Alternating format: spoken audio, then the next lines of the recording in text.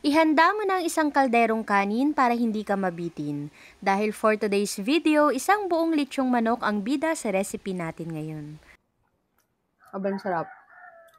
Balik na tayo dito sa lulutuin kong ulam. Isang buong manok po ito at nasa 1.5 kilos.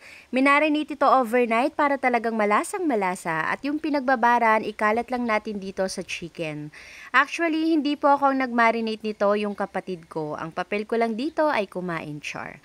Ako bali yung magluluto. At hindi ko na pahihirapan yung aking sarili sa paglilitsyon ng manok. Dito ko na siya lulutuin sa aking napakagandang air fryer. I mean, napaka-useful na air fryer. Bali, lulutuin ko pala muna ito for 180 degrees for 30 minutes para maluto talaga yung chicken, I mean hindi siya mabigla. Then after 30 minutes nga, baligtarin lang natin ito at lutuin uli for another 180 degrees for 30 minutes. Para ma-achieve natin yung magandang kulay ng pagkakalitsyon ng manok, lutuin natin yan ng 15 minutes for 200 degrees magkabilaan. Hello everyone! For today's video, nagluto ako ng litsyong manok sa air fryer. At itong litsyong manok na to, hindi talaga akong nagtimpla, yung isa sa mga kapatid ko. Dito kasi sa bahay, madalas, siya yung nagluluto talaga ng ulam or inuulam namin sa araw-araw. Ako, nagluluto ako pag sinipag lunch. Nagluluto rin naman ako ng inuulam namin dito sa bahay. Kaya lang madalas kasi, siya talaga yung nakakapagluto kasi medyo marami tayong ginagawa. So, kadalasan siya talaga yung nagluluto.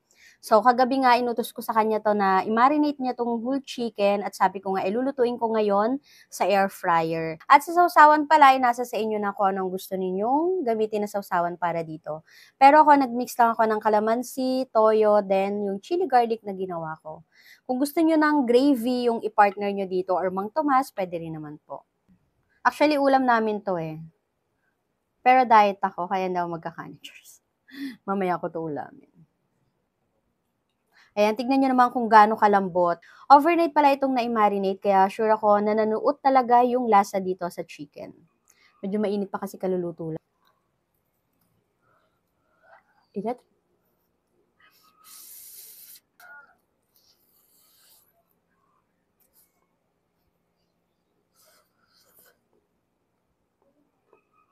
Ang sarap.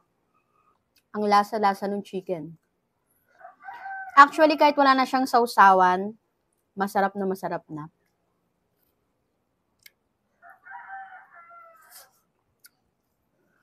Kung mahilig din po kayo sa ganitong klaseng luto sa manok, try nyo rin po yung recipe ng kapatid ko.